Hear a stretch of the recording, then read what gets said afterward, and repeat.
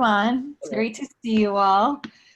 And it's great to be here, all learning and preparing together for Shavuot. So we're going to now just mark our communal completion of Pirkei Avot.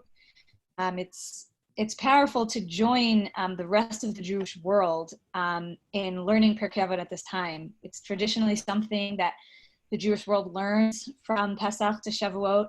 As we count the Omer, we count up towards receiving the Torah. We also want to work on growing during that time. And we work on our moral character. And Pirkei Avot is all about making us think about who we are as individuals and what our character is like. And so it's a wonderful opportunity. And I think it's also really special that we did it as a community together. So we're going to start by hearing a few words from Bob and Kathy Sarit about what they learned. I'm going to share after that, and if anybody else who partook in the learning or didn't but wants to share anything that they learned from Pirkei Avot at any point, after I'm done, feel free to share as well. Bob and Kathy, you're up. Good. Okay, so, well, as you can imagine, the two of us learning together, there's always controversy. So what I'm going to do is I'm going to read the Mishnah that we chose to talk about and explain some of the more traditional commentaries about it. And then Bob is going to let you in on some of our further discussion and a little bit of research. Okay, so we chose the first chapter, the fourth Mishnah, and this is the appearance of the first of the pairs, the Zugot, that are featured in the Pirkei Avot. And this pair is Yossi ben Yotzer and Yossi ben Yochanan. And we were interested in what Yossi ben Yotzer had to say. He said, "Let your house be a meeting place for the sages and sit in the dust of their feet and drink in their words with thirst." So some of the traditional commentaries from Rashi: "Let your house be a meeting place, a place for the study of Torah. Your house should become known as a gathering place for scholars. It should be known as a center so that one scholar will say to another, 'I will meet you at his place,' or 'let us gather together in his place.'" According to Rambam and Rabbeinu Yonah and Bertinero, it would seem that the activities in this meeting place should not be limited to the study of Torah. The center should be a place where scholars can assemble to discuss all important matters. Since scholars will gather only in the home of a distinguished person, one must therefore strive to be a person of noble conduct, according to Rabbeinu Yonah. The host will benefit by learning from their conduct and from the wise things he will hear from them, and will inevitably be affected by them, just as a visitor to a perfumery carries away its fragrance with him. That's according to the Bartenura. And sit in the dust of their feet. According to Rabbeinu Yonah, that means wait upon them and serve their needs. One should show scholars honor and respect. When they're seated on a couch, sit on the ground at their feet, following the ancient custom of students sitting at the feet of their master. Always follow wise men. When one person walks behind another, he becomes covered by the dust of the leader. So too will the follower be influenced by the actions of the man in front of him. And then drink in their words with thirst. One should listen to the words of the sages in a manner similar to one who drinks to quench his thirst, and not one who is full and satiated, according to Rashi. The satiated soul loathes even a honeycomb, but to the hungry soul, even a bitter thing is sweet. Our sages tell us that Israel is compared to the fish in the sea because even when fish are surrounded by water, they swim to the surface when it rains in order to drink new drops. It's if they never tasted water before. Such is the nature of Israel. A Jew may be immersed in the sweet waters of Torah all his life, but when he hears a new explanation or nuance of a Torah passage, he seizes it with excitement and vitality as though it were his first taste of Torah. That's from the Midrash Rabbah. So now Bob will continue with some of our questions and discussion. Well, so when I read this Mishnah, I had a very different kind of reaction. I mean, the commentary that Kathy quoted is pretty typical of most of the commentary about this and about how we should just learn from the wise men and understand Torah more deeply and so forth. But what struck me is that the description of the way this proceeds in this brief Mishnah is a one-way street. There's nothing in there about any kind of dialectic or any sort of back and forth or any argumentation. It's all, you're going to sit there and you're going to listen to what the wise men have to say, and you're going to drink it in. And there's a kind of tom of authoritarianism about this that I sense, in addition to issues of authoritativeness. Now, admittedly, I'm looking at this with, well, you might say 21st century eyes, American eyes. People who know me might say 20th century American eyes, 19th century. But so I may be misunderstanding this in some ways, and I may not be. I may be putting too strong an emphasis on this one-way nature of this process that's indicated there. But it's interesting that the time period of these Zugot was apparently just about and just after the Maccabean Revolution. And Yossi ben Yotzer, who's the one who's quoted in the Mishnah, was evidently a member of the Hasidim and extraordinarily anti-Hellenistic. And I'm just wondering if this notion was just, if maybe you have to understand it in a somewhat sociological and political context, and it was his way of trying to make sure that people didn't stray from the received wisdom of the Torah, and God forbid would engage in some sort of Hellenistic dialectic or be subject to these kinds of the kinds of pardon me? Sectarian. Or other sectarian issues, but be subject to the influences of the non-Jewish world in this sense. And maybe that's why this seems to be a one-way street. You learn from what the wise people and the sages have to say, and that's the end of the story. So that's what we have to say about that. Thank you for that, and Kathy. Very thought-provoking. Just to respond also, I'm thinking about other places in Pirkei Avot where there's, there's not only one view, and there's also discussion of different types of students. One of them is the type of student that retains every drop, and the other student is Elazar ben Arach, I think his name is, who is an ever-flowing spring. And the sages say that he is the ideal. So that to me is, definitely highlighting the fact that you can produce. You're not just receiving; it's also about producing. So it's interesting to think about how there's different views in Pirkei Avot as well, to just add some nuance to what you were saying. I want to focus on a different Mishnah with you, which is in chapter 5, number 14, and it discusses 4 different types of people. One who says, "What is mine is mine, and what is yours is yours." This is an average person, and some people say this is a person of stone. One who says what is mine is yours, and what is yours is mine, is a fool. One who says what is mine is yours, and what is yours is pious. And one who says what is yours is mine, and what is mine, is wicked. And I want to focus on that first person, the one who says what is mine, and what is yours.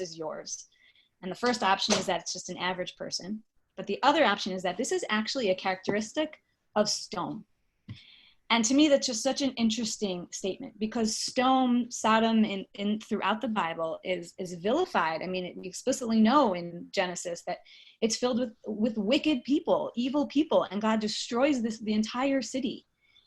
And think about that. What is mine, and what is yours. That's how most people live. That's how we all think. That's my default. I would think that's many of our default positions. That's how law works, right? what's mine is mine, what's yours is yours, and that's it. There's a very clear boundary. And it's so interesting that Pirkei Avot here suggests that, at first it suggests, okay, that's just average, that's how normal people act. But it's possible that that's actually the behavior of the wicked people from Sodom. And it's really interesting to me why that would be such a terrible behavior if that's how society, I would think, functions usually. That's how our legal system functions.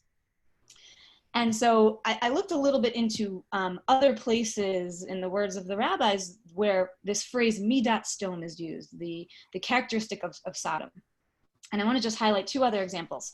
One is from Bava Metzia in the Gemara, and it talks about someone who wants to sell their property. And the law is that you must offer it to, if you want to sell part of your property, you must offer it to the neighbor who is adjacent before you put it on the general market. Because it's very clear that it's more valuable to the person who could join it with their property than to anyone else. Another example is in Bava Kama. If you have property that you can't rent out, and a homeless person comes and lives there, and it does no harm to you that he's there, and the law is that you can't charge him for rent retroactively, because you weren't harmed by it. Even though technically he's using your property, you weren't harmed by it at all. You didn't lose out. You couldn't rent this anyways. And that's the concept of ze neheneh v'ze lo chaser, right? Someone benefits and someone doesn't lose out, right? We don't charge that person.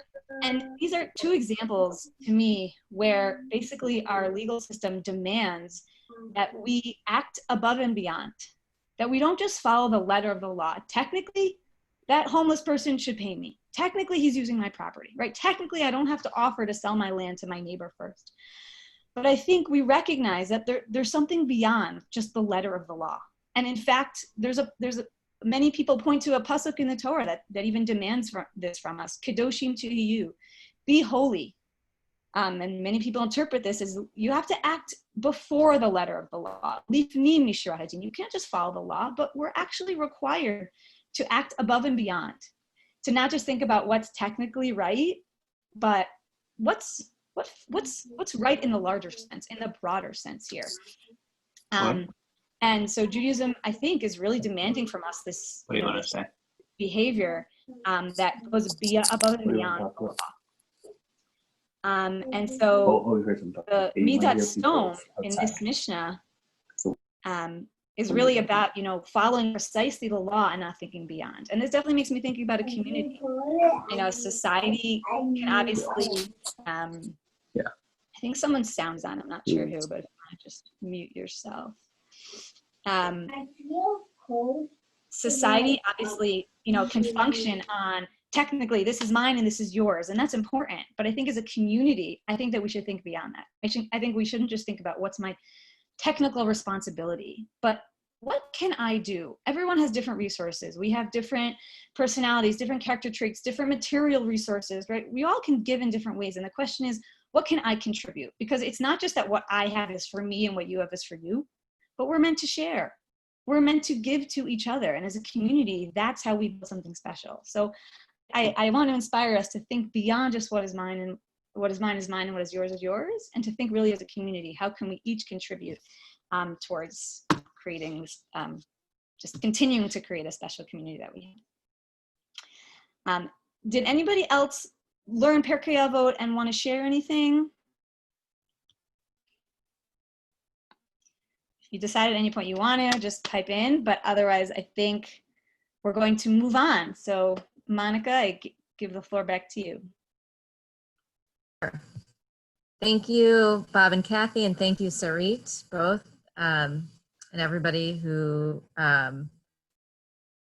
did some learning. This is funny because in my own house I'm hearing an echo because Ben is listening to this somewhere else.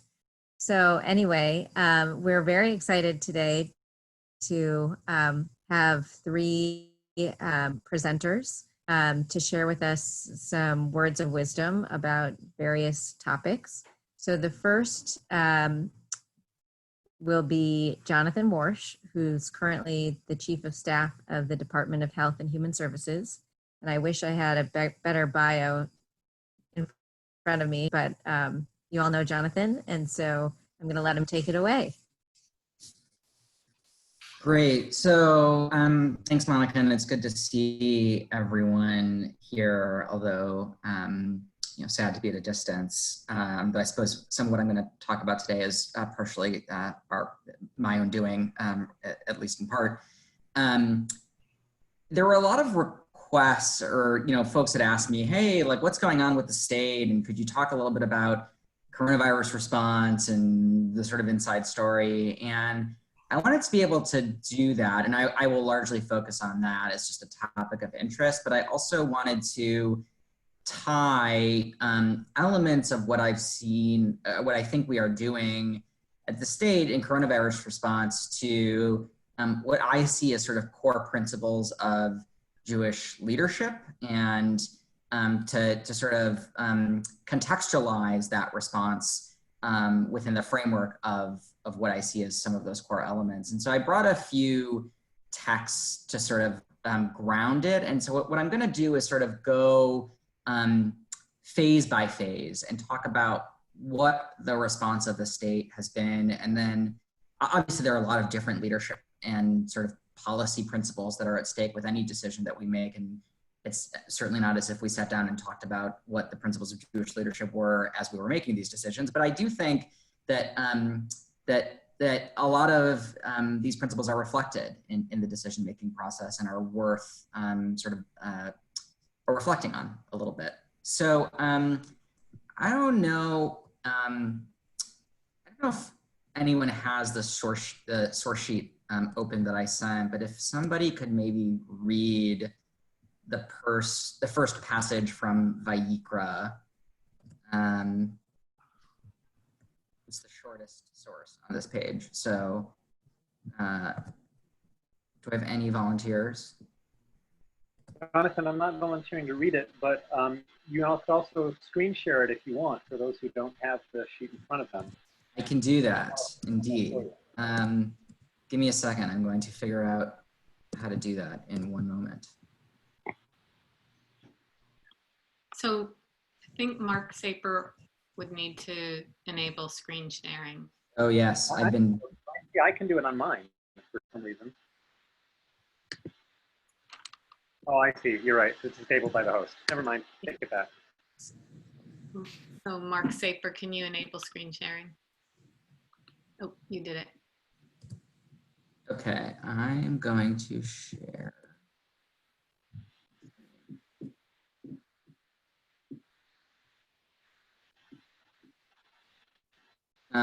Okay, so can someone read the first text from Vayikra?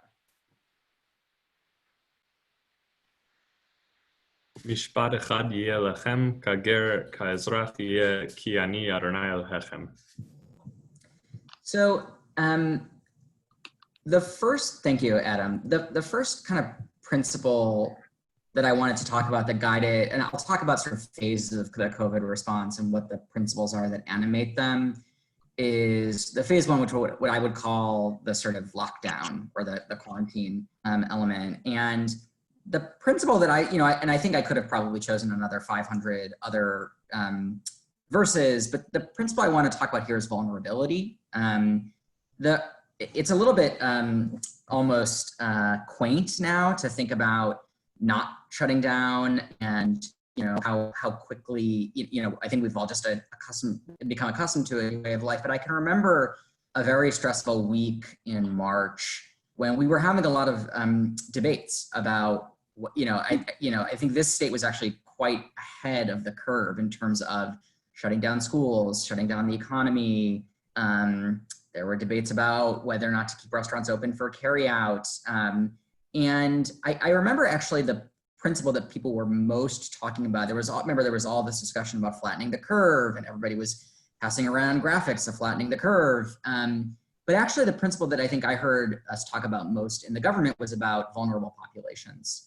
And so the decisions about closing schools was less about children than it was about parents and grandparents. The decisions about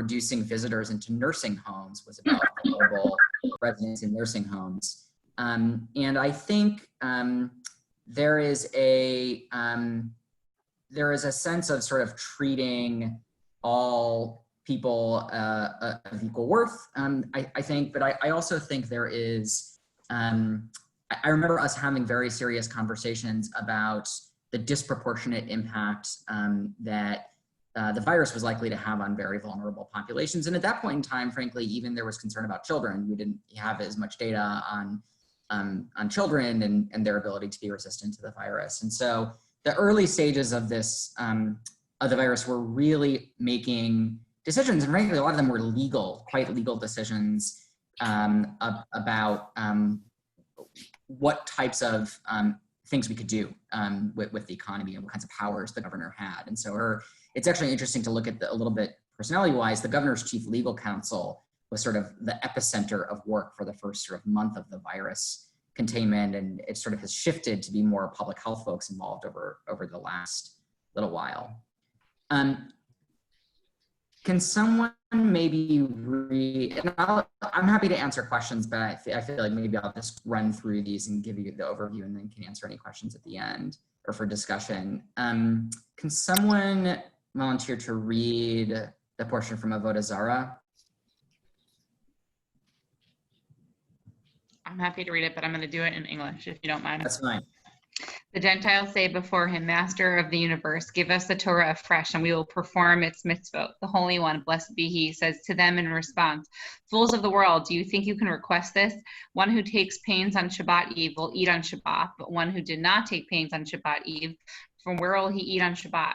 The opportunity for performing mitzvot has already passed, and it is now too late to ask to perform them. But even so, I have an easy mitzvah to fulfill, and its name is Sukkah. Go and perform it. So as I was thinking about sort of what the next phase of coronavirus response looked like, it occurred to me that it was really, it's the preparation phase. It was the insurance policy phase of this work. And I probably spent maybe 6 weeks of my life figuring out how to deliver additional healthcare capacity into the system and to set up 2 field hospitals, one of which is still functioning, one at Cobo Hall, now TCF Center, and the other at Suburban Showplace. And what's interesting is to think about this. This was probably the craziest time of the pandemic to date. I mean, the field hospitals are 1,000-bed field hospitals. The projections that we were seeing at the time suggested that we would quickly run out of ventilators. The PPE supplies for hospitals, we were measuring them by the number of days of PPE they had remaining. And we stood up field hospitals really in a matter of like 10 days, which is absurd. I think anybody from FEMA would also tell you that this is pretty absurd. And it involved, just a huge amount of work. I mean, people were working 24/7, but also a huge amount of uncertainty and preparation. And what's been interesting to me is to watch a lot of the news stories that have occurred in retrospect, which have been about the fact that we didn't really use all this healthcare system capacity. And I think there's been fair criticism from folks who have said, epidemiologists were wrong, the predictions about how much hospital capacity the state would need. This was true in New York, it was true in California, it's true here, that we were wrong about it, or that the models were wrong about it.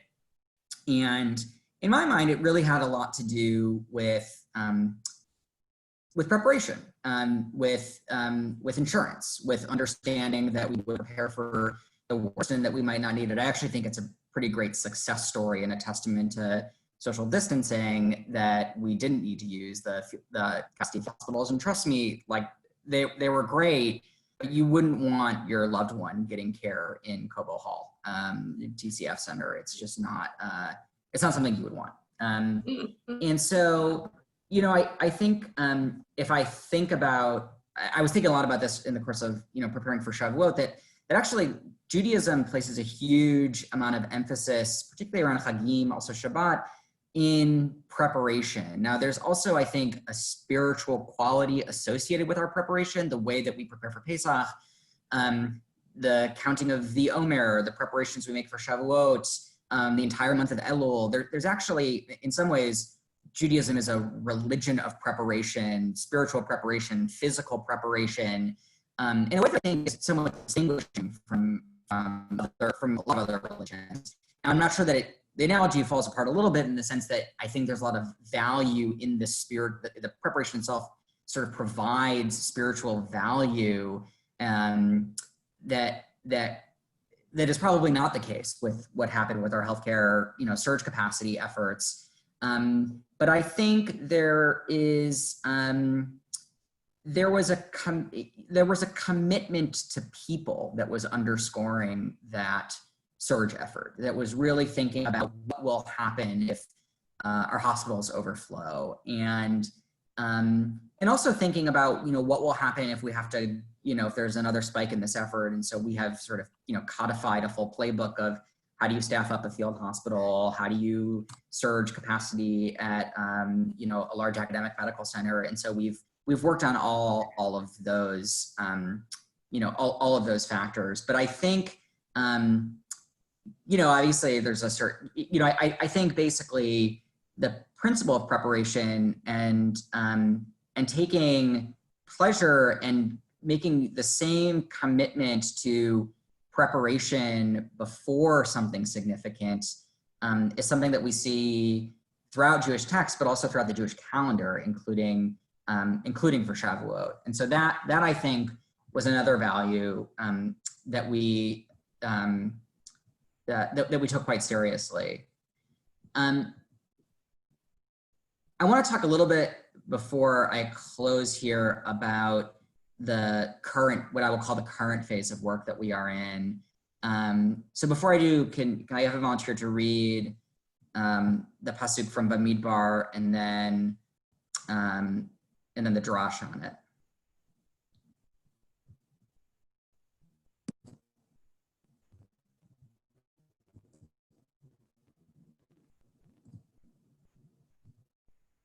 I'll take it. Thanks. I'm reading off of your screen. Va'ish Moshe anav me'od mikol ha'adam asher al pnei ha'adama. Now Moses was a very humble man, more so than any other man on earth. Va'ish Moshe anav. The meaning of humility is that one is not concerned about one's honor or distress, and it's not because one views himself/herself as lowly. Rather, the meaning of humility is that one conduct oneself without concern for one's honor.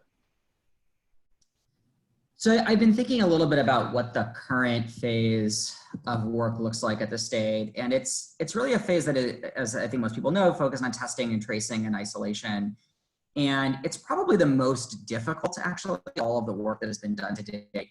In some ways, the early phase of work that I described was morally complex, balancing individuals' economic needs against the public health needs, particularly of vulnerable populations. The second phase of work, setting up large field hospitals, surging capacity into existing healthcare systems across the state, was difficult, but in some ways it was like logistics. It was pretty simple. We had to, you send in the Army Corps, they build the hospitals, there's a certain sort of rhythm to it. The current phase is a little bit chaotic. And it requires more connection between the state, the federal government, local health departments, private labs, the National Guard, and community and people. And I think there's an element of this that has been challenging. The part of this that I think has been most challenging is the understanding that actually this is not about us. For people that are leading this effort from the state, that actually we are a pretty small part of a broader picture, and that we need to put the sort of needs of the community ahead of our own desire to be in charge. What I mean by that, I think a little bit more specifically, is we are hugely reliant on one another and on partners who we don't have control over. Testing capacity in the state is really, a lot of my colleagues have done great work on it, and we're surging the number of tests that are being done in the state. But we're reliant on private sector labs that are getting, that are doing this work and processing tests. We're relying on the federal government to give us more supplies and reagents to actually do the work. And it's not really about credit. I think there is a huge amount of, obviously there's a political game that gets played here. I've been spending a lot of my time over the last 6 weeks on contact tracing, which folks will probably didn't know anything about a month ago, 6 weeks ago, and now everyone is an expert. And the challenge with contact tracing is also about putting others before yourself. And when we call people and we ask that and we tell them that they are a COVID positive patient and that we need their close contacts, a lot of people feel shame. They don't actually want to give us that information. They don't want us to be mad at them because, they're COVID positive and now they've, potentially inconvenienced someone else. When we call someone, and these are the real big challenges with contact tracing, when we call someone and we tell them that they are a contact of someone who is COVID positive, a lot of times their instinct is to ask us who, and we can't tell them for confidentiality reasons. And they may be perfectly asymptomatic and we need them to stay at home. And so it's an extension of the broader philosophy of quarantine, but it is really about putting community and others above one's own interests. And so I think we've entered sort of a new normal that I've seen that is probably more interconnected in terms of the different players, average, residents and citizens, the federal government, the state government, local governments, private sector organizations. And there is something that is simultaneously, I think, both disabling about not being able to be in control in the same way that we were with previous phases of this work, but also I think gets at the core of Jewish understandings of community and reliance on one another to get through those elements. So let me stop there. That was a sort of quick tour through the last sort of 3 months of work in the state. And I don't know if folks have reflections or questions, but I'd be happy to entertain either.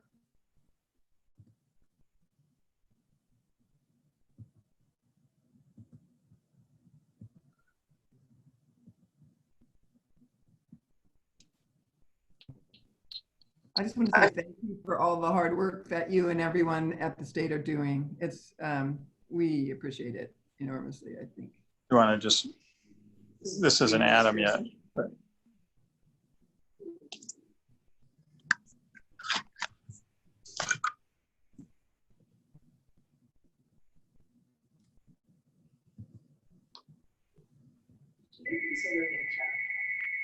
Yeah, I just don't know why we're not hearing anything. Maybe they're just giving people time to read the. I was just gonna say that I really appreciate this connection that you've got between about the importance of preparation, and that in some ways was the not necessarily the hard part, but so important, so foundational, because like you said, like just doing the thing is so much a part of Judaism, and it sounds like you've also taken that and incorporated it into your work, and like that's it, it's doing the thing. So I appreciate that.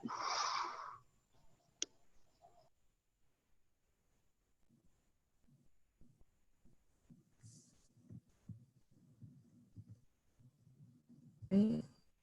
Yeah, I'll just echo. Can you hear me? Yep. Can you hear me? Yeah, no, I'll just echo. I think, as you were talking, the other thing I'm really reflecting on is the perspective that you bring to kind of your work life, and melding that with Jewish values, I think is really inspiring. It's easy to get, caught up in all the details of, the day-to-day grind that you're trying to work through to help. And I think finding time to reflect and bring some of this perspective, I think is a good model and a good lesson for all of us. Maybe we don't all contribute in the same way, but really appreciate the self-reflection. Thank you. And thanks for all your good work. Much appreciated. Thank you.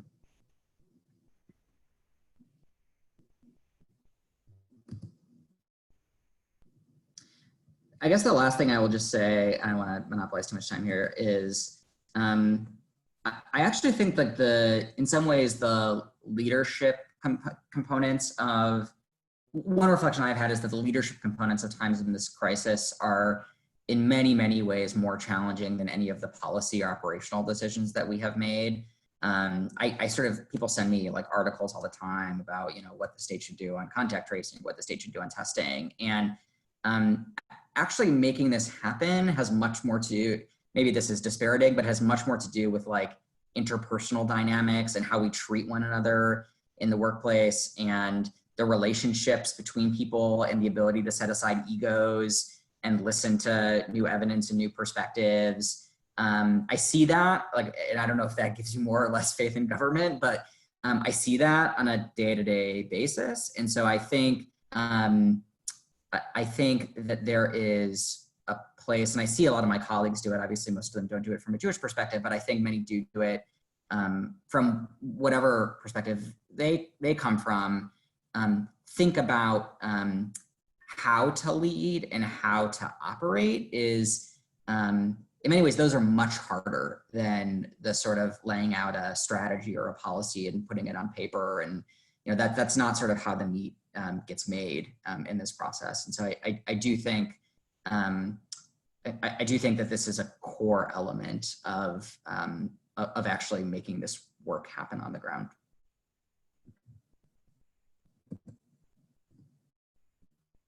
Great. Thank you, Jonathan. Thank you so much. I think we all appreciated hearing that. I'm going to let Tali introduce the next speaker. All right. I'm going to introduce Dr. Jenny Lewis, who we all know, but as a kind of pillar of our community, but also Jenny, as most people know, has done so much work in the Detroit Public School District and at Wayne State University, helping teachers to be adequately prepared to teach students, specifically in Detroit. Jenny has given tirelessly to that, and has agreed, in addition, to share some teachings with us this evening. So I'll turn it over to Jenny. Thanks, and it's really nice to see so many people. Really think of that, you know, song that everybody learned in camp, how amazing it is to all sit together. And I feel especially, having not seen so many of you for so long, really that feeling is so vibrant right now. So just great to see everybody, number one. Also, Jonathan, thank you for that amazing shiur. It's like really good to know that people in our government are led by those kinds of values. So thanks. I'm actually giving a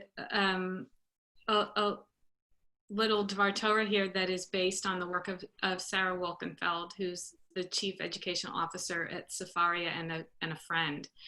And she shared a bunch of sources with me that I thought were really interesting, and then I've sort of embroidered on them. So I'll just, actually, there's a source sheet which I'll put on the shared screen in a second. But I just put a lot of sources on there so that people, if they want, could print and over Shavuot be able to study the sources more in depth. And I'll just kind of run through them rather than actually study them together and try to string together an argument that I'm making. And then I'm going to end on a very provocative little paragraph from Shimshon Raphael Hirsch. So there are three things that I was thinking about in this little tiny Dvar Torah. And one is, it starts from the idea of writing things down. So one of the things that happened on Har Sinai, on Mount Sinai, is that Moshe Rabbeinu, our teacher Moses, wrote down what he was given by God. And so I want to start with that and talk about like why actually writing down matters. And from that, actually, I'm going to go into talking about this notion of writing your own Torah and the mitzvah of writing your own Torah, and then what writing your own Torah could do for us as a community and what it does for us personally at this very odd time that we're living through. So let me go through these things, and let me share my screen so you can all see the source sheet, which you should also have received. Let's see if this works.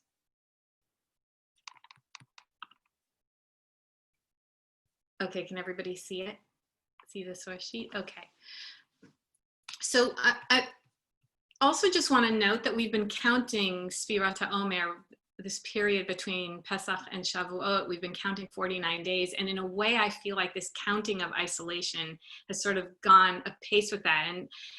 And for me, it's almost like been counting from Purim up until now. And we're now at about 74 days, I don't know, plus or minus. So I just think that this notion of like the counting has been very, for me, has gone along with Sfirat HaOmer right now. So let's right now turn to the act of writing and why that matters. And here's the passage from Shemot, and I'll just read the relevant English part, that Moshe went and repeated to all the people all of the commands of the Lord and all of the rules, and all the people answered with one voice, saying, all the things that the Lord has commanded we will do. So this is like extremely dramatic. Packed in every one of these phrases is something we could learn for a Tikkun Leil Shavuot all night. But I'm going to focus on this part. Moses then wrote down all the commandments of the Lord. And then it goes on. So I just thought I would ask the group why it's so important that he wrote it down, and how your understanding of Torah would be different if it were entirely oral, which, by the way, it was for a very long time. Do people have comments about why writing it down actually matters?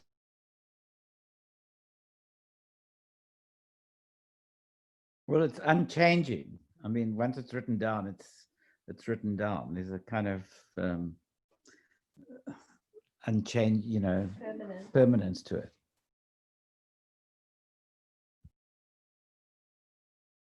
It also democratizes it in a sense because it's accessible to everyone. I mean, as long as you distribute written copies, I guess it's not automatically accessible to everyone. You could write it down and then keep the only copy locked up somewhere, but more so than oral knowledge, because oral knowledge, not everybody has access to it, but written knowledge, at least in principle, is reproducible. And so it's more egalitarian in that respect. I think there's also just like a processing thing, and like some people process oral information better than written information, vice versa. But there is like a process that takes place when one sees written information that is different than just receiving something orally. So if you think about yourself and the things that you in your life choose to write down by hand, like what are the things you choose to write down? They're typically things that you really want to remember, you really want to commit to memory. And in fact, in the source sheet, there's an article, there's a link to an article. You are probably aware of this research a couple of years ago. It was found that actually physically writing notes rather than like taking notes on a computer, but like physically by hand writing notes was more helpful in helping in people committing ideas to memory, in internalizing, being able to remember later. It was really interesting because we think of this technology that we use, or just trying to remember things without writing in any way as being helpful in our memories, but actually this thing of physically writing has its own power. So I thought that was really interesting. And that leads us then to think about writing your own Torah. So if we look at the next source, and now I'm scrolling down to Devarim 31. Therefore, write down this poem and teach it to the people of Israel. Put it in their mouths in order that this poem may be my witness against the people of Israel. But if you notice, it sounds like it's being spoken to one person. Write this down and teach it to the people of Israel, but it's actually kitvu lachem. So it's plural. It's that admonition to write it down is actually to plural. And from that, some commentators have said that what that means is everybody needs to write down their own Torah, not just the poem here, but write your entire Torah scroll yourself. And there are people who take this very seriously. We were recently at an event where a family brought a Sefer Torah that they had commissioned, and everyone in the family had a chance to write, actually with the scribe, got to write some of the letters. And you've been in communities where a Sefer Torah has been written the whole community comes together and everybody writes a letter or pays for a letter to be written for them. But this idea of writing your own Torah has this basis here. And then there are a bunch of sources here that I'm not going to go through that people could have about what that means. What does it mean that you're supposed to write your own Sefer Torah? Like, really? Like, we don't have the kind of wealth that the Singer family had, who had their own Torah made that we got to see. So what does that actually mean to write your own Torah scroll? And here the commentators have these different ideas. So if you could, I'm scrolling through here. These are the things that I suggest people read over Shavuot because I think they're really interesting. And they all have different perspectives about why it's so important that each person literally or figuratively writes their own Torah. But what I really did want us to all look at together was this last source here that I'm looking at. This is this section that I wanted to talk about now. Why writing your own Torah would lead to a multiplicity of voices, and how Rav Epstein understands that. So somebody want to read the English under here? This is from Aruch HaShulchan.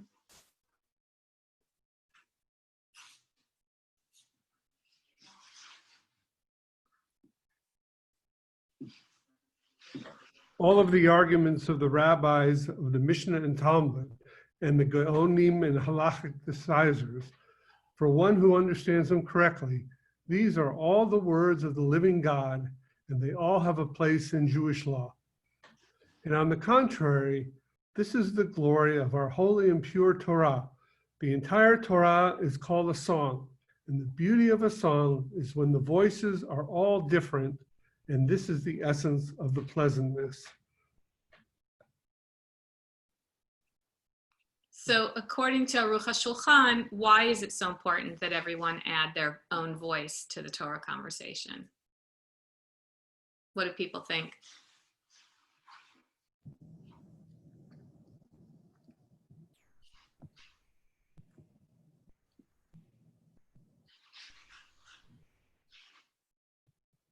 Can I jump in here? It's similar to the 4 species of the lulav. You want every single sort of member of the community to be a part of the process.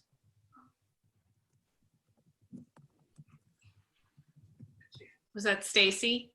Yes, it was. And excuse me, I'm eating, so I don't have my video on. It's just me in my Michigan sweatshirt, if you're wondering what I look like. Nice to hear your voice.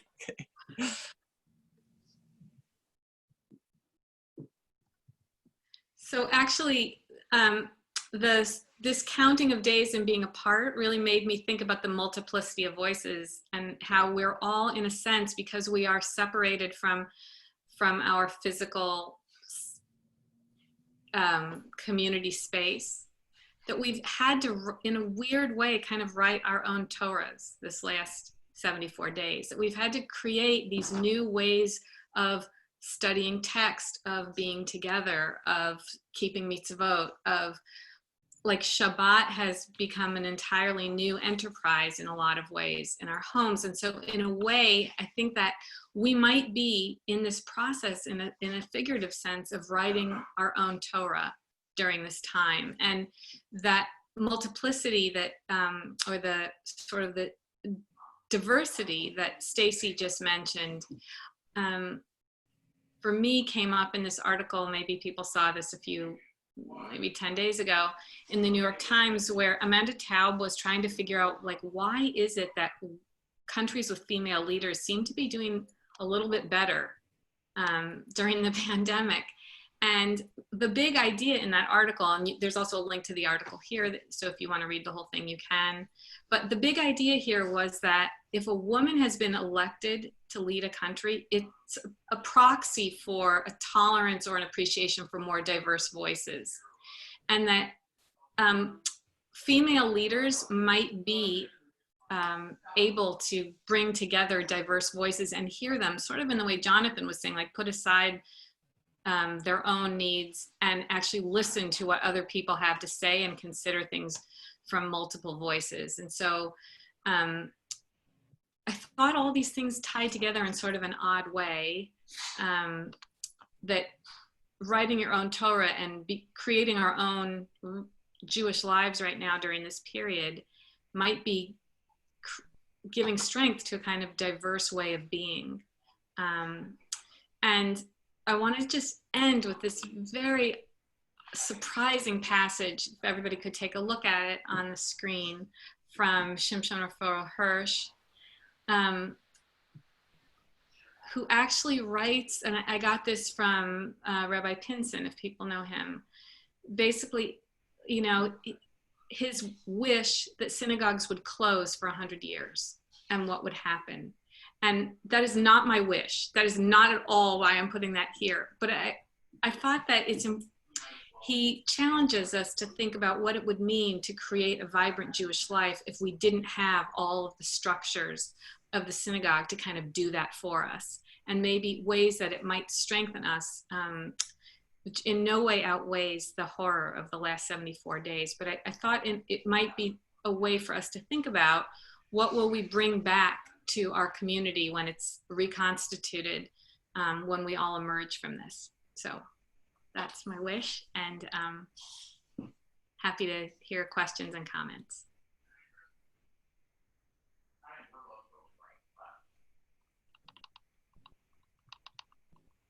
I was wondering how people, how Shabbat has changed for people. And, you know, because in many ways it's hardly changed at all, and in other ways deeply changed.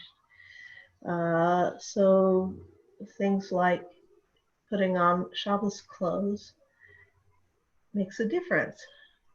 We sometimes on Shabbos morning before we daven, we'll take a quick, we'll actually walk to shul and kind of wave, and you know, we'll be back. But I kind of, you know, I miss that aspect of it as well. On the other hand, we read through the Parsha, we learn, you know, some of the Hamalevowitz, and so it's a different pace of Shabbos, even though we're doing all the things that we always did. And I don't know how other people are experiencing that, but I just thought I'd toss that out there.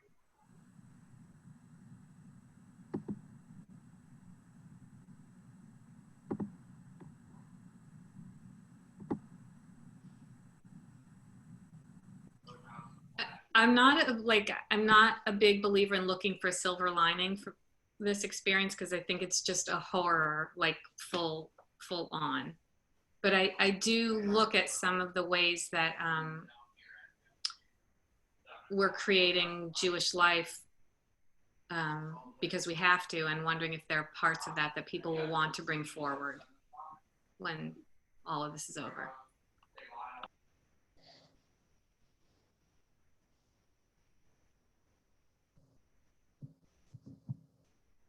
I actually think there's something like to this paragraph here is obviously provocative.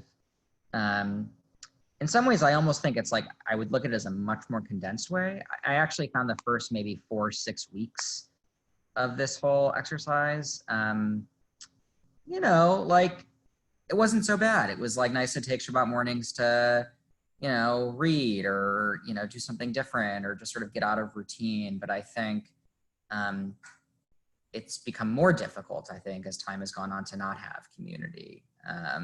I think there's something like that, you know, it's almost like I would take the 100 years in this paragraph and condense it to like 6 weeks, you know, and that I think would be useful.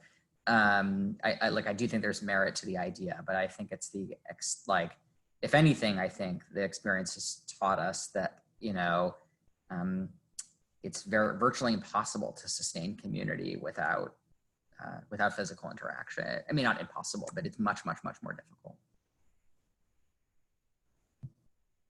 If I can add to that, you know, I think Jenny is right in the sense that our forced isolation has forced us to be creative and to be generative.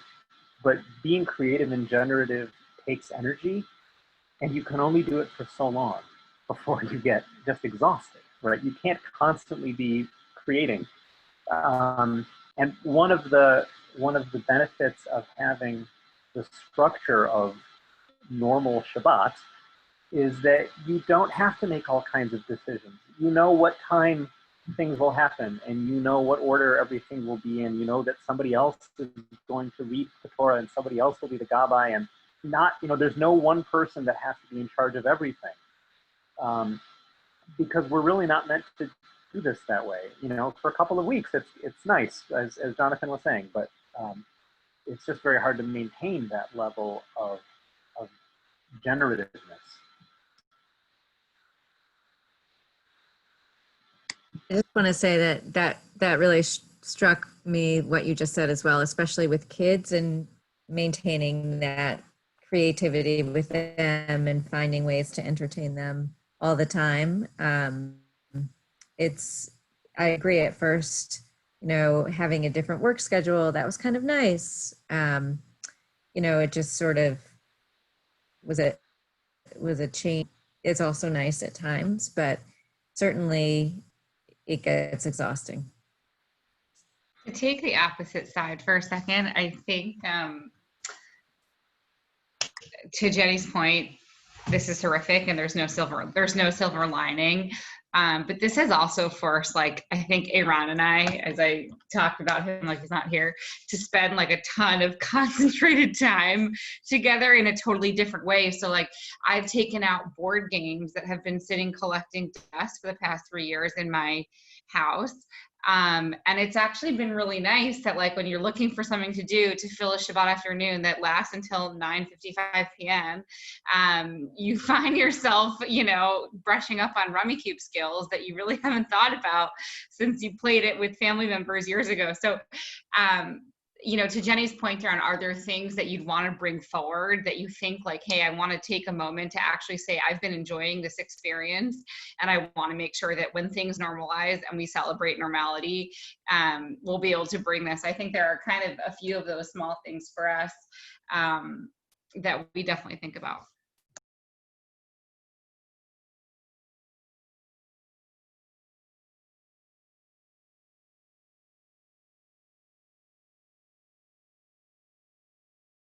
One thing I think is just kind of interesting to think about, and I haven't totally come to a conclusion on this, but just that we keep talking about, I think in so many different facets of life, keep talking about what will we learn from this time that we'll take forward in medicine and education, in work from home, and all of these different things that have and in community that have gone virtual. What I think is kind of just sort of interesting to try to imagine is that Rav Shimon Raphael Hirsch is suggesting is closing down for 100 years. So you're spanning multiple generations and just thinking about not just what do we learn and then how do we take that through, but then just trying to imagine what that would look like 4 generations later and how it's adjusted and changed and evolved kind of based on the new things that first generation experiencing it is learning. And again, I haven't thought it all the way through to the end, but I think it's kind of something interesting to think about. I would just note that it says, I would provisionally close all synagogues. Not sure what the provision is, maybe until we learn our lesson. Maybe it won't take 100 years. But I mean, so we all read those articles about how boredom is good for you and how most of us, I'm not sure all of us anymore, I think we're coming to an age at the shul where this may not be true, but many of us grew up being very bored for weeks and months at a time, right? And none of my college kids have been in that position. And there is, right now we're okay, we're done. We learned our lesson. Can we please get out of this house now? But when I feel like that, I see Ellie laying on our lawn going, I can't garden. This is so boring. And he will literally sit there for 3 hours rather than think of something to entertain himself. And I'm like, you know what?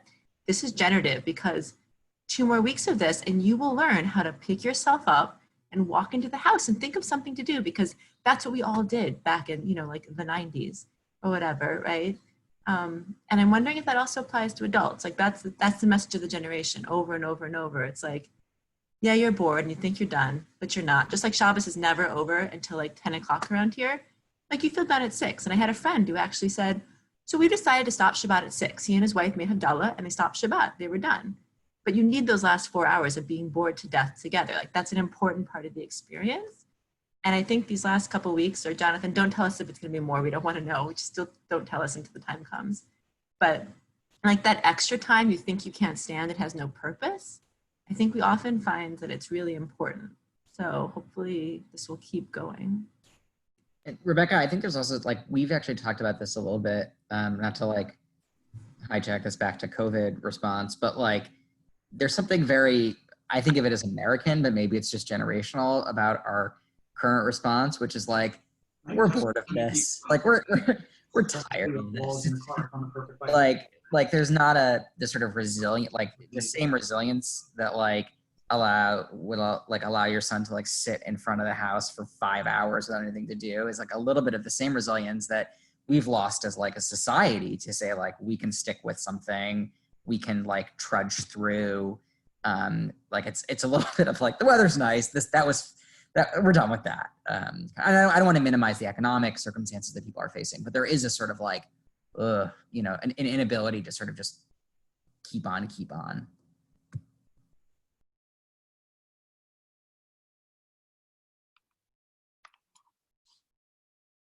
Monica, I'm turning it back to you. All right, I'm going to turn it back over to Tali to introduce our next speaker. Thank you so much, Jenny, by the way, that was awesome. All right, yeah, thank you, Jenny, and everyone for participating. So to turn it over now to Dr. Adam Baruch, when I asked how he wanted to be introduced, he said he should be introduced as the third best obstetrician in the Minyan. So, but for I can say at least he's the best obstetrician in our home. So anyway, on to Adam.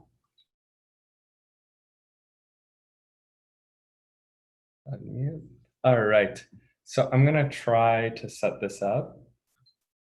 I gave a version of this as grand rounds in the OB/GYN department.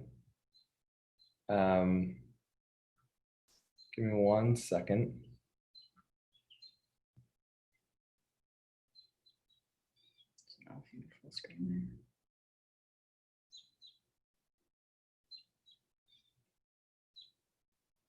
Are you guys seeing this full? Yeah, beautiful, cool, technology, it works.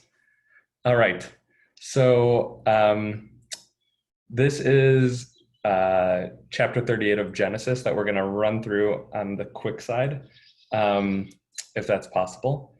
I learned it with Mr. Ruby when I was in like 7th grade, and it kind of struck me, like the interpersonal dynamics involved specifically. I remember it like striking me as a 7th grader, and years later, I continue to come back to the story because I find it to be interesting.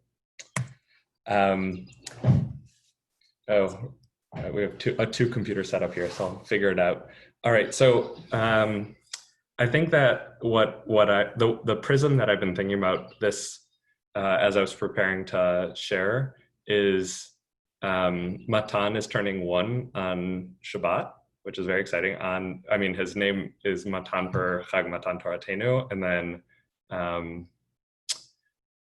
he is like a little gift to us. But I was thinking, like, as I'm like trying to kind of pass things that I've received on to him, we have this teaching from the book of Dvarim, Tratzi Valanu Moshe Morashaki La Yaakov. And in theory, like, I'm passing things to him, but they're things that were passed to me from Moshe. And like we started with Pirkei Avot. Pirkei Avot starts, Moshe Kibel Torah Misinai U'Masrei Yoshua. Like there's this kind of like, we as humans are kind of like these empty glasses, you could imagine. And then like we're containing Torah, and Moshe gets Torah from Sinai, and Moshe passes it to Yoshua, and Yoshua the Zkenim L'Anshei Knesset HaGdolah. Like you can imagine like the same water, the same like entity, the same water that's being passed, being moved from glass to glass. But something that Tali's heard me describe is that I have this sense of humanity that on some level, like humans are broken to some extent. So we are both supposed to be like embodying this kind of dynamic of transferring, and at the same time, the vessel that's supposed to be transferring on some level, like we, the humans who are transferring, are broken. And so I think we can head over to Genesis 38 and kind of see this story where we're going to have two main characters who are going to have different views of how reality should or could be. And then they're working with those ulterior motives or plans, or however you want to describe it. I can't post the text up as well since I'm sharing this screen. So I think that I'm just going to read through the text, and I'll try to keep an eye on the time so that I don't hold you too long. But verse 1 is about that time. So this happens right after Judah and his brothers sell their brother Joseph to slavery. And so you could almost imagine that this is like a moment of self-exile for Judah. Like he's trying to like wrap his head around what just happened. But about that time, Judah left his brothers and camped near a certain Adulamite whose name was Hira. There, Judah saw the daughter of a certain Canaanite whose name was Shua, and he married her and cohabited with her. And so I think that it's particularly poignant that the woman that he marries doesn't have a name.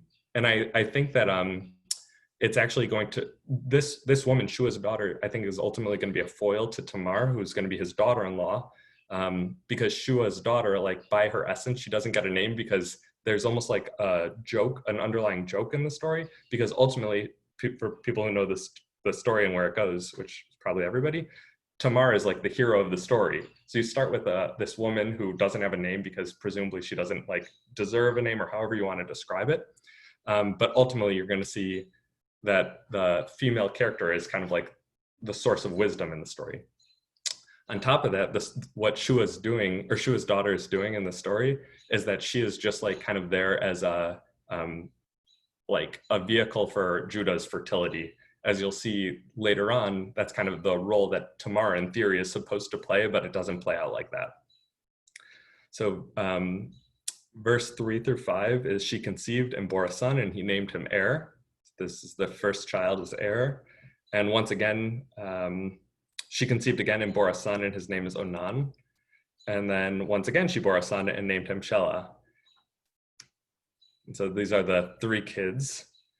In verse 6, Er gets married to Tamar. Judah got a wife for Er, his firstborn, and her name was Tamar.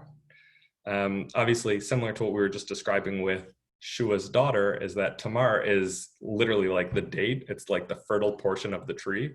And so her name is literally her fertility, which I think is particularly poignant. But Er, Judah's firstborn, was displeasing to the Lord, and the Lord took his life. So a thunderbolt comes down from the heavens, and Er is out of the picture. And so obviously people here know, in grand rounds at the University of Michigan, I didn't assume that people knew about levirate marriage, but now Onan has the responsibility to marry his dead brother's wife. And then the child of that union is kind of the descendant of the deceased brother. And so you have this situation where now Tamar is going to be married or with Onan, and they're going to have a child that is kind of Er's, like biologically, which I don't know if they had that concept at the time, it would be Onan's, but genealogically it would be Er's, which obviously strikes us as a strange situation. But in the line of work where I am, 21st century model of fertility is that you can have one person who's an egg donor, a separate person who's a surrogate, a separate person who's a sperm donor, and then a separate person who's a social mother. And these four people together can then have a child. And so I think that just using my OBGYN hat of conversations that I've had with many, many people in the past, kind of like our sense of desire for fertility and the way that humans pursue fertility is something that really has driven us, obviously, from the time of this story to this present moment.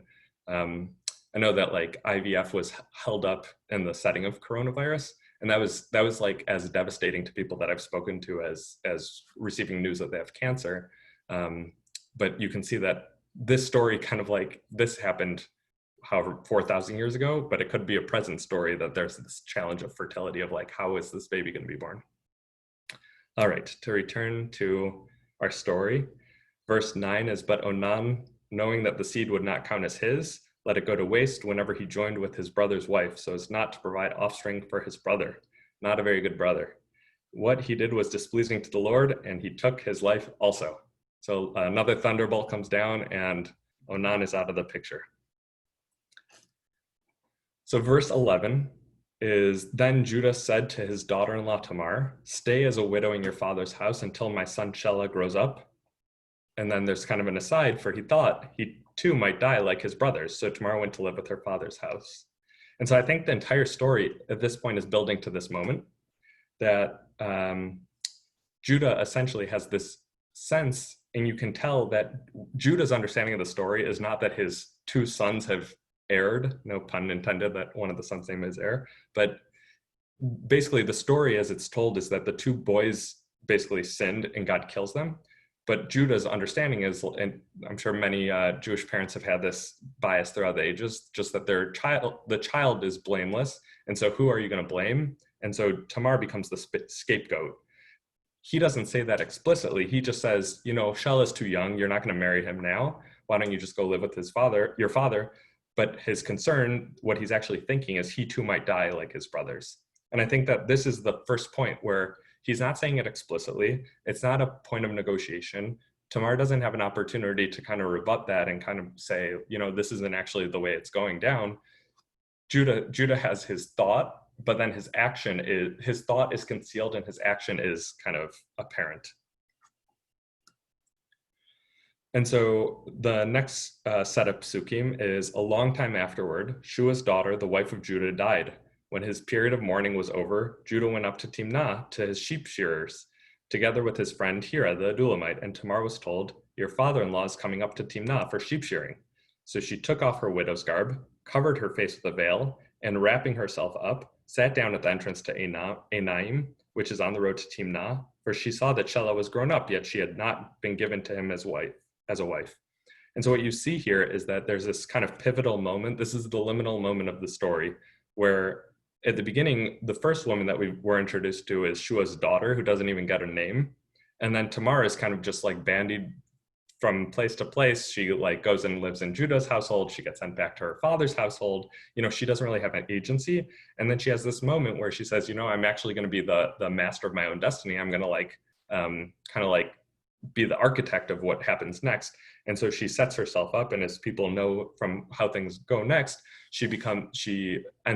she's setting herself up so that Judah will think that she's a prostitute. So that's kind of like the implicit here, that she's covering her face and sitting on the road. And so 15 and 16, like the first half of 16, when Judah saw her, he took her for a harlot, for she had covered her face. So the way that she was trying to trick Judah, it actually pays off, that he thinks that she's a prostitute. So he turned aside to her by the road and said, here, let me sleep with you. For he did not know that it was his daughter-in-law. And just two paintings from the 1600s and 1700s, this moment is obviously like pretty striking, that the father-in-law sees a prostitute and is sleeping with her, but then it's actually his daughter-in-law who is supposed to be in a relationship with the third son. You know, it's obviously a very complicated situation here. There's this, I remember seeing this in Mr. Ruby's class, so I thought I would share this. There's always this question of like, how does Judah not recognize his own daughter-in-law who is like living in his household for some period of time? And there's these pictures where it's like, you see what you want to see, and it's hard to see something. So Rob Jarrett also remembers this, but you basically see what you want to see, and you can't see the other things. So some people see this picture and see an old woman, and some people see a young woman in the picture. If we had a little bit more time, we could see who's seeing what. But here in this rendering, you can kind of get a sense of it, that on the left side is a young woman, kind of accentuated, and then on the right side is an older woman. So you can kind of see that. And so I don't know if it's a question of like, you see what you want to see, or that there's something called confirmation bias, that once you have a sense of how the world functions, then you see the world through that lens, and you can't let go of that lens.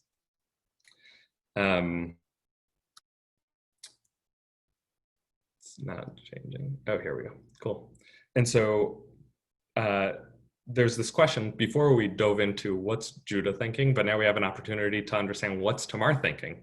And so I think that to like peel back the surface on Tamar, her sense is that she didn't do it. Number one, there's a sense of justice. Like, she didn't do anything wrong.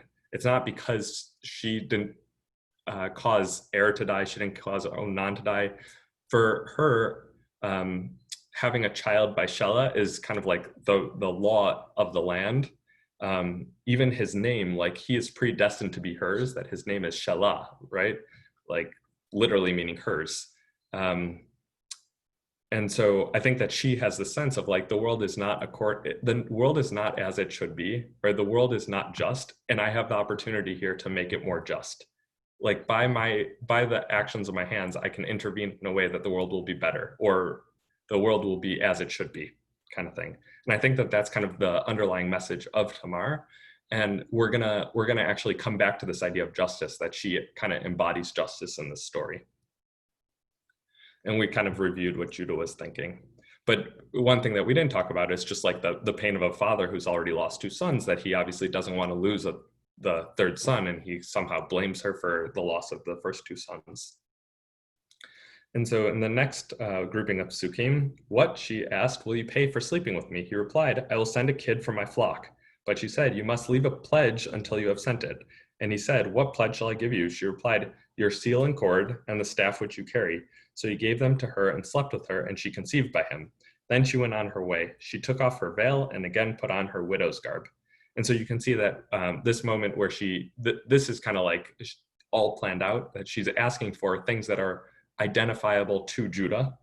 She's not asking for anything for, like, she obviously wants the child because she has the sense that the child is owed to her on some level. And at the same time, she has the sense of like, I need to, it's not just that I want a child, but like I've been kind of, I should have a child through this family. Like a child of Judah's is almost like a child of his children's, like genealogically, if that makes sense. And so by having these things, she'll be able to identify that Judah is the father of the child. Judah sent the kid by his friend the Adulamite to redeem the pledge from the woman, but he could not find her. He inquired of the people of that town, where is the cull prostitute, the one at Enaim, by the road? But they said, there's been no prostitute here. So he returned to Judah and said, I could not find her. Moreover, the townspeople said, there's been no prostitute here. Judah said, let her keep them, lest we become a laughingstock. I did send her this kid, but you did not find her. I think it's interesting just to point out, like, what does Judah mean by lest we become a laughingstock? My understanding from the text is that he's saying like that we didn't pay what we said we would pay, not that he had slept with a prostitute, that he like had given his word by giving his seal and all these other things that he was going to pay her a kid, like a goat. And so I think that that's kind of what that's alluding to. The next psukim are, about 3 months later, Judah was told, your daughter-in-law Tamar has played the harlot. In fact, she is with child by harlotry. Bring her out, said Judah, let her be burned. So you have this situation where they're kind of proposing an honor killing that I had something in here, but I took it out. Just how hypocritical this moment is, that Judah has just slept with a prostitute, and then when he finds out that he thinks that his daughter-in-law was a prostitute or something like that, then he wants to kill her, but the same punishment there's not a reciprocity of that. And so then finally, like the tension's building. You can imagine that there's like some fire burning and she's about to be like thrown into the fire or something. You can imagine how dramatic the scene would be in real life. And as she was being brought out, she sent this message to her father-in-law, I'm with the child by the man to whom these belong. And she shows these things, the seal, the cord, and the staff. And she's added, examine these, whose seal and cord and staff are these? And so she's giving Judah the opportunity, rather than saying like, these are Judah's, because she clearly knows whose seal, cord, and staff these are, but she pauses for a second, because the whole point is like, she was never at fault to begin with. She didn't cause the death of Onan, right? Like, from her perspective, the mission that she's kind of like playing out here is that she is blameless. And not only that, she deserves to be included in the family. And not only that, she deserves a child by this family. From Tamar's perspective, like, she needs to be like, it's not the child that she needs, she needs the recognition that she did not kind of like do anything wrong throughout this whole process. And And so verse 26, Judah recognized them, obviously, and said, she is more right than I. In Hebrew, it's tzadka mimeni. It's not like nachon. Look, the word right is not nachon or something like that. It's tzadka. Like she has tzedek on her side. She has like justice on her side. And I think that is like the peak of the story. This is like, you go from a situation where you have Bat Shua, who doesn't have a name because she doesn't have agency, to Tamar, who's kind of being passed around between her father's house and her father-in-law's house. And, she also doesn't have agency, to this moment that Judah kind of like has this turning point. You just saw him in the previous chapter selling his brother, and there's not a sense of tzedek, to this point where Tamar, his daughter-in-law, is teaching him. In this moment, he's like, the fire is burning, she's about to be thrown on, and he has this moment where he's like, oh my gosh, this is the source of tzedek. And what you see is that the source of tzedek is not like how it's, even though it's a story from the Torah, it's not like Torah Misinai. It's that this woman has a sense of like, this is the justice that I should see in the world. I don't see it in the world, and so I will be an agent for the change that I'm aspiring to see. And then, like any good story, as an obstetrician, I believe this, we end with a birth narrative. When the time came for her birth, to give birth, there were twins in her womb, which I can't imagine today, because today we would have an ultrasound of that. While she was in labor, one of them put out his hand, and the midwife tied a crimson thread on that hand to signify, this one came out first. But just then he drew back his hand, and out came his brother. And she said, what a breach you have made for yourself. So he was named Peretz. Afterward, his brother came out, on whose hand was the crimson thread, and he was named Zerah.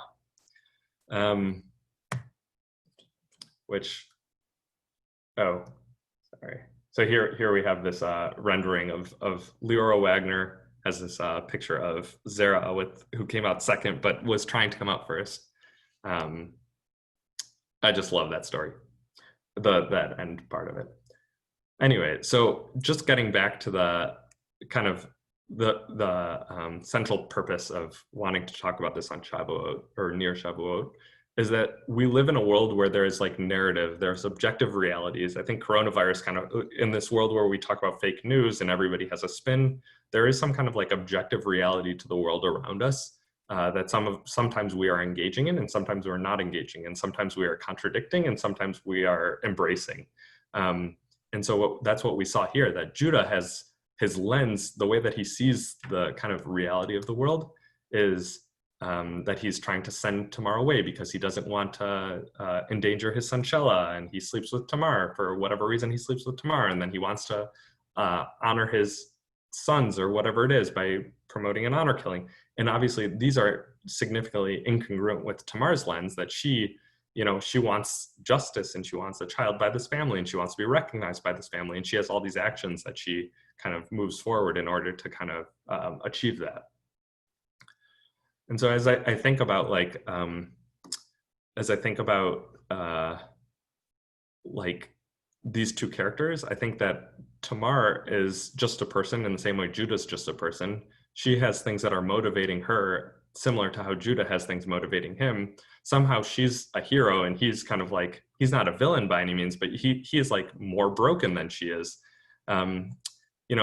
Is he motivated by the love of his children, and he like does things that are kind of compromised because of that love of his children? Absolutely.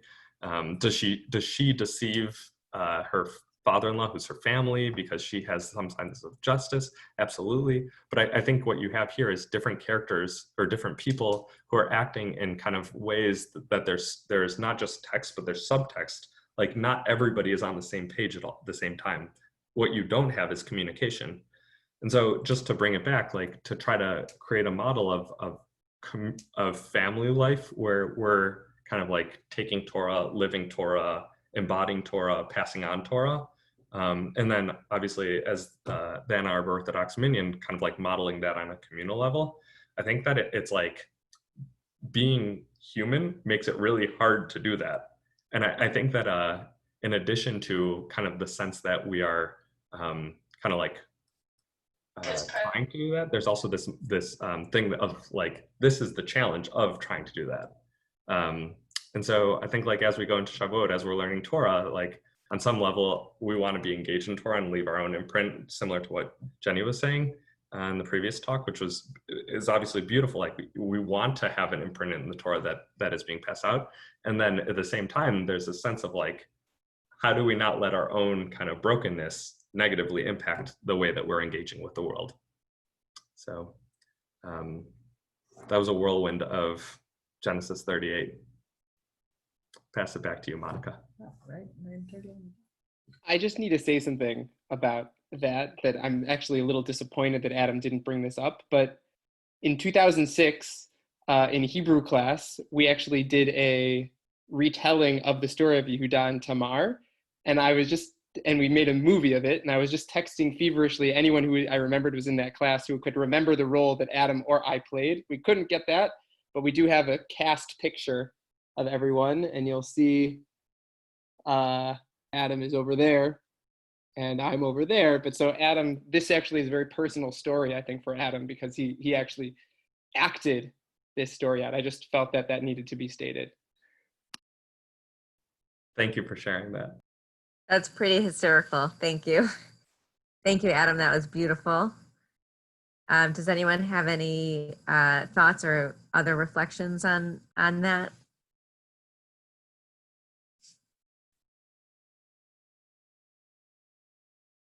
Adam, I was wondering if you could, I'm sorry.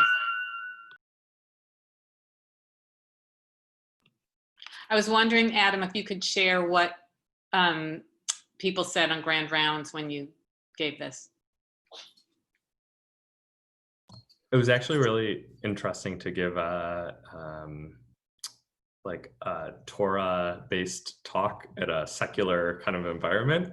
And I was shocked by how engaged people were. And I wouldn't have known the level of like biblical scholarship in the room until people were like, but it was actually kind of interesting because obviously most people in the room are Christian. So everyone called her Tamar, which apparently is how Christians call Tamar, which I guess makes sense.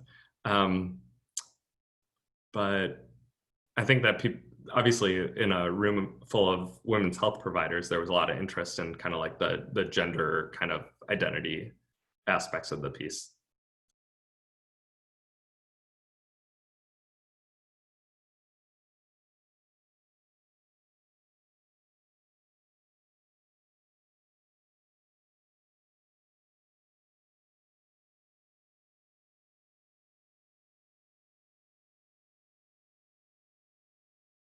Any other thoughts?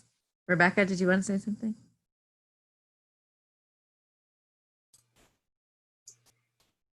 Well, thank you. Thank you very much to all three of our speakers and to Kathy and Bob for the short Torah there.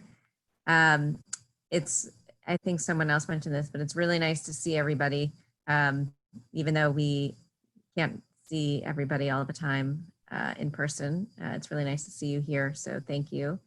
And I hope everyone has a lovely Shavuot and Chag Sameach. If anyone wants to say anything, the floor is yours.